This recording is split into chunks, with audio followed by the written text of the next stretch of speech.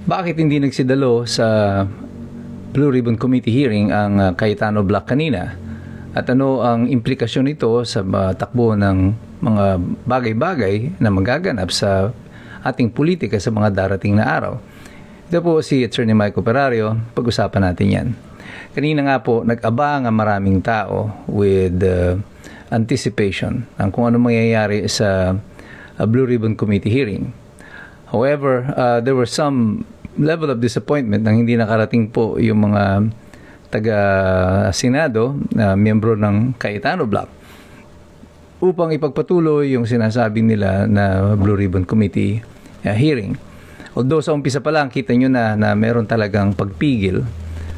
There was an attempt na hinarangan ng mga kapulisan. Si Amy Marcos was there, hindi siya pinapasok. And nagtagal bago nakapasok yung mga tao doon sa supposed venue. At ito yung kauna-unahang pagkakataon sana magkakaroon ng Blue Ribbon Committee hearing outside of the Senate.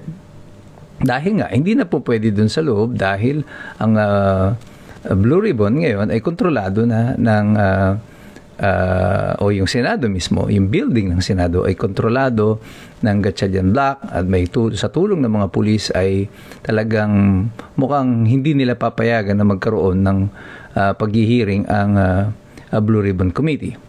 However, yung disappointment ng maraming mga tao, bakit hindi dumating? Well, it's simply because the Cayetano Black took the Supreme Court route. Imbis na harapin nila yung Blue Ribbon Committee, inuna nila mag-file ng petition sa Supreme Court. Doon sa kanilang petition sa Supreme Court, binabasa ko kanina yung prayer, ay bahagi ng kahilingan nila doon ay ideklarang null and void ng Korte Suprema yung proceedings noong June 3 na kung saan ay tinalaga nila si Sherwin Gatchalian bilang Senate President pro tempore. At ang nais nila ay pawalang bisa yung mga appointment ng mga committee at yung mga iba pang opisyales ng Senado. Kaya hindi sila nagfa-file noon ng kaso sa Supreme Court. If you ask this, pag naghiling ka sa Korte Suprema ng ganitong mga remedyo, it is as if you're assuming na meron talagang nakaupo na so merong in-appoint ng Blue Ribbon, yung Sergeant at Arms, at yung mga committees, meron dyan. Kaya ang gusto mo, pawalang bisa ito ng Korte Suprema. By asking the Supreme Court to do that, ibig sabihin, tinatanggap mo na meron talaga nakaupo. So, mawawalan ngayon ng basihan yung kanilang pag-upo bilang Blue Ribbon after nilang nag-file ng petition sa Korte Suprema. What would have been the most tactically advantageous for them would be to have proceeded first with the Blue Ribbon. Siguro, in-schedule nila ito ng mas maaga. Siguro dapat kahapon. And then pagkatapos ay nag-file sila ng petition ngayong umaga or hapon. But be that as it may, that is a tactical decision on the part of the Cayetano Black, which to my mind ay nasayang na pagkakataon.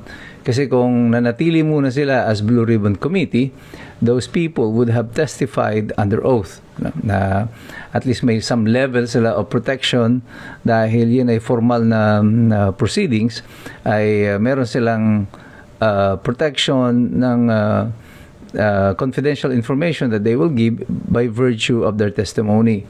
So, yan po ay magiging sa batas, ang tawag dyan ay mga privileged communication. Any utterance, sinabi mo dyan, hindi ka pwedeng i-subject to libel because those are proceedings that na formal and those are done under oath. Pag nagsinungaling ka, pwede kang kasuhan ng perjury. Pero hindi ka pwedeng kasuhan ng libel. But gano'n na nga nangyari at nakapag-reveal pa rin yung mga tao, yung mga testigo.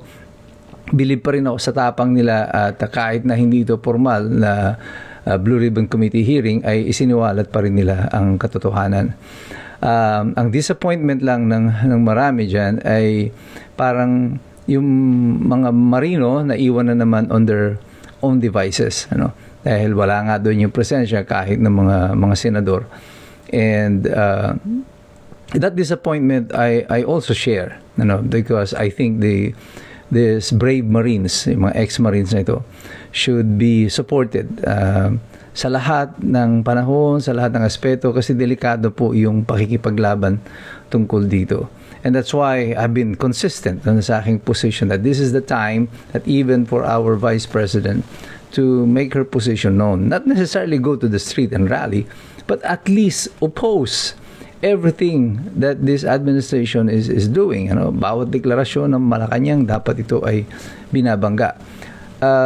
Si Cayetano has likened what is happening in the Senate into a chess match, which again I disagree with this. This is not a chess match.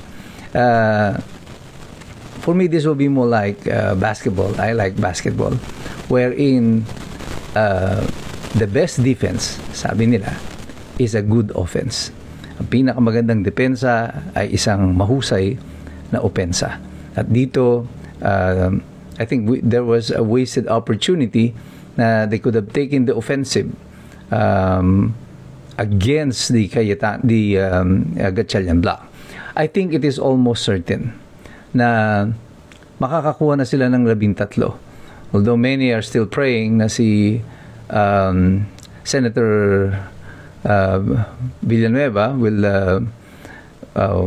not switch side. I think by the fact na hindi siya kasama kanina dun sa petisyon, and so is Mark Villar, but si Mark Villar daw is abroad.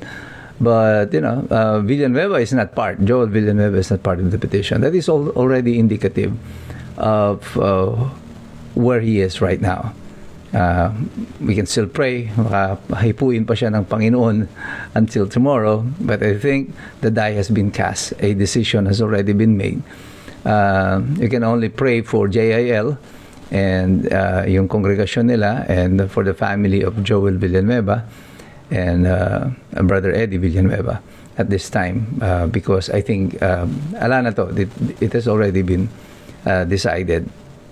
But tomorrow, dito sa special session na to, I think, yung mga provisions, yung mga batas na supposedly itetake in a special session are not really that urgent. Wala namang urgent dun sa mga special session na yan, na kailangan pa ng special session. They could have been approved in a regular session, and the government could still move kung ang gusto nilang i-address ay yung calamity or disaster.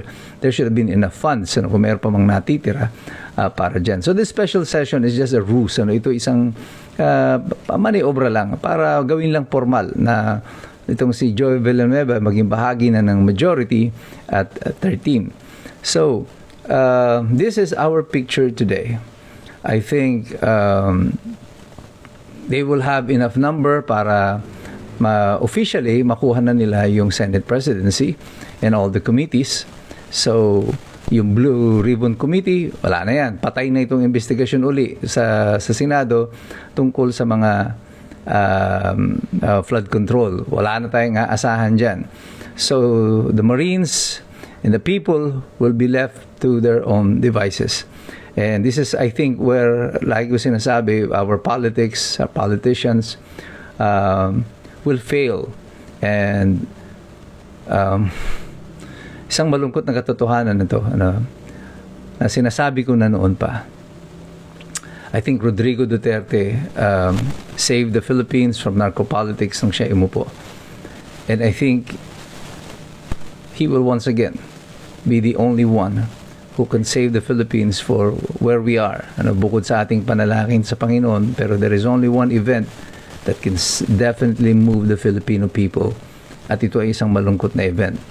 I think the passing away of Rodrigo Duterte is the only event that will push us to the brink ng titindig ang Pilipino at ipaglalaban ang ating mga karapatan.